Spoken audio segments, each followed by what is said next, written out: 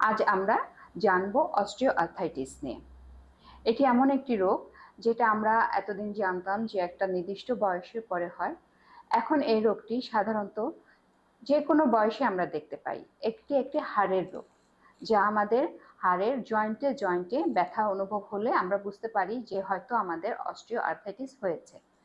এই প্রবলেমের ফলে আমাদের হাঁটুতে, ঘাড়ে, হাতের আঙুলে, পায়ের আঙুলে, বিভিন্ন জয়েন্টে পেইন হয়, কখনো কখনো জয়েন্টগুলো ফুলে যায়।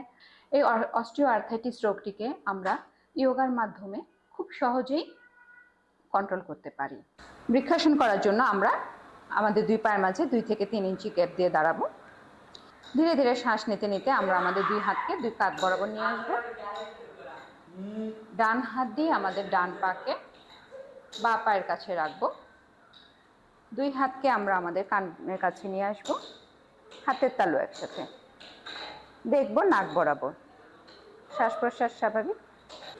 এখানে আমরা থাকার চেষ্টা করব 5 থেকে 10 সেকেন্ড।